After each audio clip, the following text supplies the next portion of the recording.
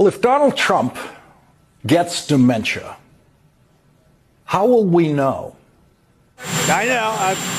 You'll be seeing things happening. Donald Trump's mental decline, which is more and more obvious, started from such a low level of mental processing power that it's hard to track. During a truly extraordinary post-presidency interview, Donald Trump made a profoundly surprising and, for many political analysts and a substantial segment of the public, an undeniably perplexing statement.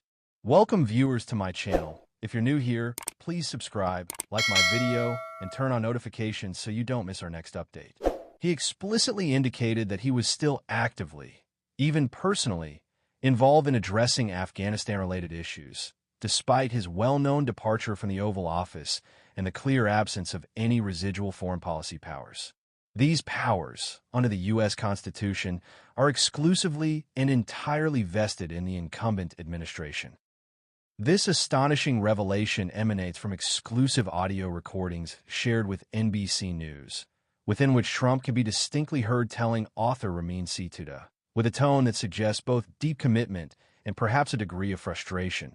The reason I'm doing this and devoting a lot of time to it, I have to get back up because I'm doing the whole thing with the Afghanistan.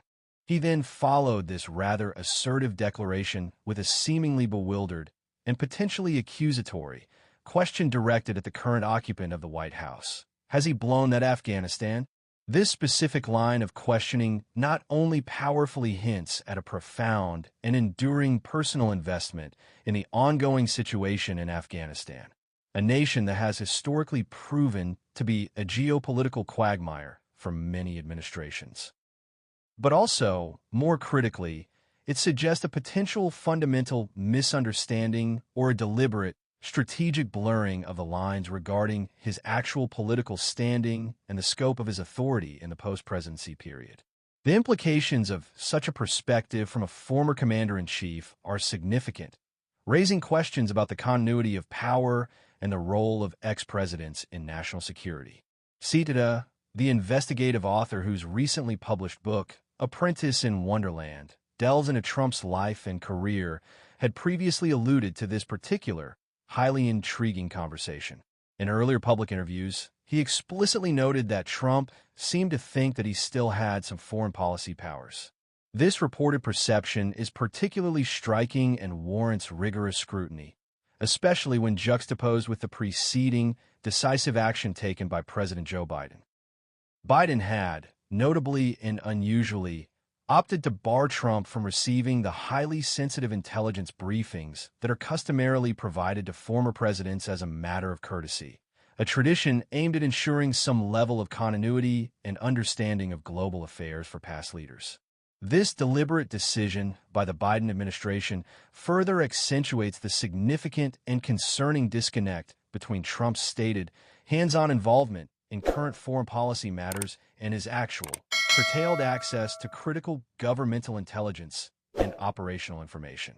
The ramifications of a former president perceiving an ongoing, active foreign policy role, particularly when official avenues for information access are intentionally closed off, are ripe for intense political and public scrutiny, potentially impacting diplomatic relations and public trust. The Trump campaign's strategic counteroffensive and disturbing concerns over cognitive function. When directly confronted and pressed for comprehensive clarification regarding Trump's remarkable comments about his perceived active role in handling Afghanistan affairs even after his departure from the Oval Office, Stephen Chung, the astute and highly experienced communications director for Trump's campaign, skillfully and strategically sidestepped the core of the direct inquiry.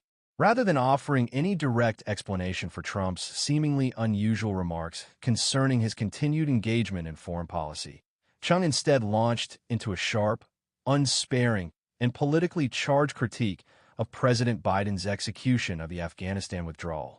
He vehemently characterized the withdrawal as an unmitigated, botched operation and emphatically underscored the tragic and deeply painful deaths of 13 American service members during the chaotic period.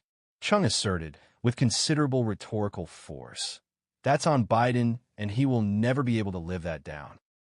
This calculated and forceful response served to effectively divert the media's attention and the public's focus from Trump's potentially problematic and constitutionally ambiguous statements, redirecting the narrative instead towards a direct, emotionally resonant attack on the current administration's foreign policy record, a frequently employed tactic in high-stakes political messaging designed to control the flow of information and public perception.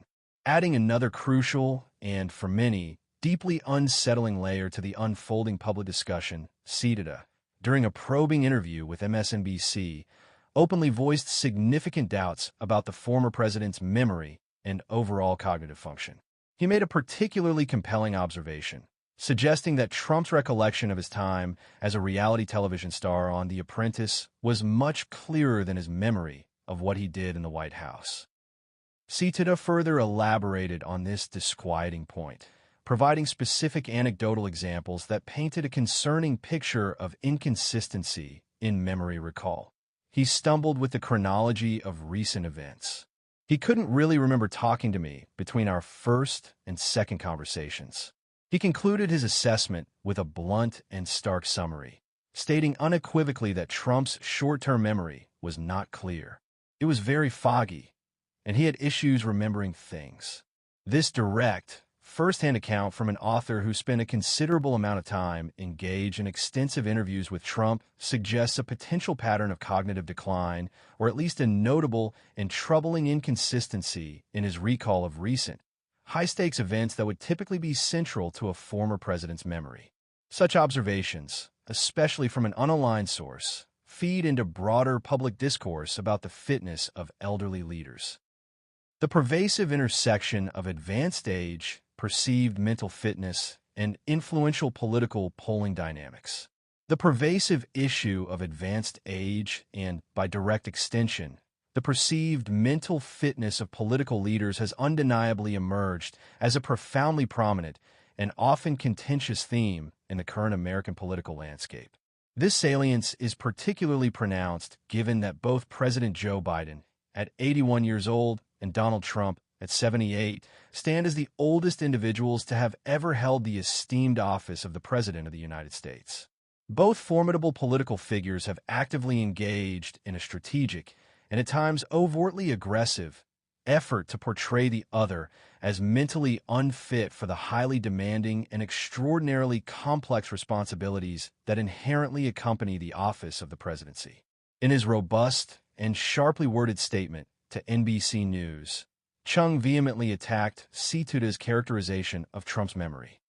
He publicly accused Setoodeh of having chosen to allow Trump derangement syndrome to rot his brain like so many other losers whose entire existence revolves around President Trump, thereby attempting to summarily discredit the author's observations as purely politically motivated and biased, rather than as objective or factual assessments of cognitive ability. This combative stance is indicative of how sensitive the issue of mental fitness has become in modern political discourse, especially when directly tied to presidential candidates. Recent, consistently published polling data unequivocally indicates that a significant segment of American voters harbor genuine and growing concerns about what the advanced ages of both leading presidential candidates might truly mean for their fundamental ability to effectively hold and perform the arduous duties of such a high and globally impactful office. Interestingly, these same polls also suggest a nuanced public perception, revealing a distinct divergence in voter apprehension. The issue of age appears to be perceived as more of a significant and potentially debilitating liability for President Biden than it is for Donald Trump. This intriguing statistical divergence and public perception dynamic could potentially play a profoundly significant, if unpredictable, role in shaping the ultimate outcome of the upcoming elections. This raises a crucial and timely question about how public perception of a candidate's cognitive abilities, whether these perceptions are based on verifiable medical fact, anecdotal observations, or mere speculative political narratives, ultimately influences their electability, their perceived trustworthiness in a crisis, and their overall fitness to lead a complex nation on the global stage amidst multifaceted challenges.